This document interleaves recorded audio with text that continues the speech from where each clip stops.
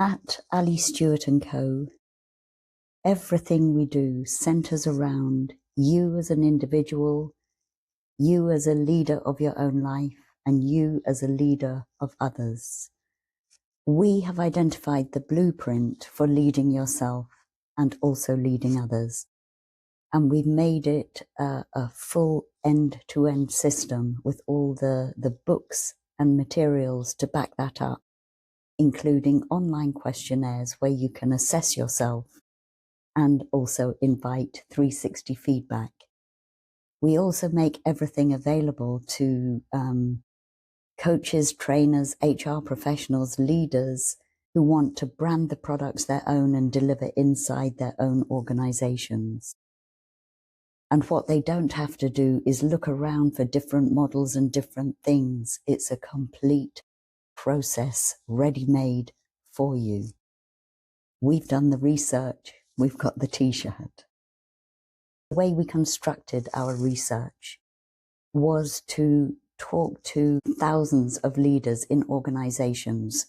We used a process called critical incident interviewing, which is a process for rapidly obtaining quality information. So we constantly ask the question of many leaders, think of the highest performing leader you know. What qualities do they have? What do you think makes them stand out as a high performing leader? And we continually ask that same question of thousands of leaders. And what actually happened was they all said pretty much the same thing, which was really exciting. If everybody had said something completely different, it would have been a really difficult task. But because we were hearing time and again the same qualities, the same comments, like they were authentic, they were consistent, they valued me as an individual. They saw me, they were inspiring. I wanted to follow them. They understood the bigger picture. So we captured all the same qualities, which was really cool. We also asked the opposite question. Now think of the worst leader you've ever had. What were they doing that was different? What made them bad? So we could capture all of that as well. And again, those comments were similar. So once we realized all the comments from all of these leaders across all these different organizations we were asking was similar and consistent, we could then capture that into what is now the Liberator book and the Pioneer book. In the research, what was really apparent and what became really important was the beliefs and the mindset these high-performing leaders had. And this is what drives the whole process and set of skills they had. We found other leaders that had a similar set of skills and kind of understood a kind of four-step process, but without the beliefs, they're soon exposed as a fraud, or they leave a lot of damaged bodies in their wake. And there's a high staff turnover because that's bad leadership. What these high-performing leaders had was this fundamental mindset or their underlying beliefs of high challenge and high support. And high challenge and high support drives everything they do. And you talk about the skill of assertion, which is often something lacking. Or when leaders realize in order to be assertive, they need this balance of high challenge and high support. Because if they're too supporting, they'll be too passive. If they're too challenging, it'll be too aggressive. So once everything comes into balance, all of the skills become much easier. We have an amazing online questionnaire called the Underlying Beliefs Questionnaire, which helps you assess yourself on the high challenge, high support balance. And it also tells you how far off you are and the action you need to take to bring things in balance. And sometimes leaders don't like the high challenge, high support option. But once they understand that's what the highest performing leaders of people do, it then becomes a choice. Do I want to go there or don't I? And some people don't. They would prefer to be a specialist in their chosen subject. And that's fine. Get somebody else to lead your team. And the beautiful analogy we use is skating on a roof in the dark.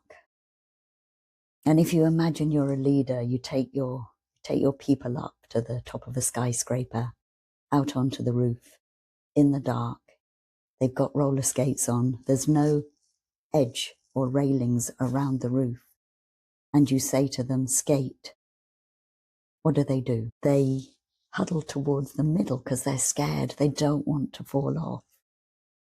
But now if you illuminate the roof with a light that's so bright they can't fail to see, and that light is your very strong vision of where you're heading, and you put railings around the edge of the roof so they can't fall off, which is your 4-step process, which keeps them safe. And now you say to them, skate.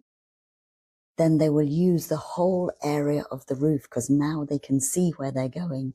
They can do twirls that you never expected them to because now they know you've got their back. They can't fall off. And that sums up the whole approach. So doing the pioneer first helps you to build those fundamental skills that are rarely taught. I mean, nobody teaches you how to build strategic business acumen, for instance, whereas we do. Nobody really teaches you how to control your own workload. We do. Nobody encourages you to write your Me PLC plan or view yourself as managing your own business within a business, whereas we do. It's the fundamental skills you need to build your sense of resilience, your adaptability to change, the way you communicate with people before you then have to lead and inspire others with the Liberator. Most of the time, the one thing that people remember is the skill of explicitness, because most programs don't talk about that. And this absolute need for clarity. What actually does using my initiative mean? What do my behaviours look like? But I would say it's more fundamental than that. I would say consistency of approach is absolutely key. What leaders can't do is just be a bit of a liberator. They're either doing it or they're not. And it's a choice you have to make right at the start. Because it takes courage to be a leader of people. It's a really simple process, which is very hard to do in practice. But actually, when you move all your people through the 4-step process of visioning, mobilizing, developing, and then enabling, it is the most rewarding process in the world to see your people fly. Feedback we've received recently from a young salesman who became in charge of a team, his feedback was, you helped me tackle things that were previously out of my league. I can now tackle things I'd never even thought of. He became a much more human-centered leader as well as a great salesman. He was able to understand people and their motivations. One of the key principles that underpins the high challenge, high support mindset is this notion of personal power. So it's the personal power you have which then transcends everything you do. So people see you as somebody they want to model, somebody they want to be like, and sees you as trustworthy and somebody to really nurture a relationship with. What we find when people work with us is that because our processes flow, they're a complete end-to-end system, it becomes a way of life. It helps in all areas of life, not just at work, but in personal life as well. You can't just do what we teach a little bit. You're either in it, hook, line, and sinker, or you're not. But what it gives leaders and aspiring leaders is the validation they're doing things in the right way. it also gives them a chance to assess themselves against the highest performing leaders, so they absolutely know where they are and what action they need to take.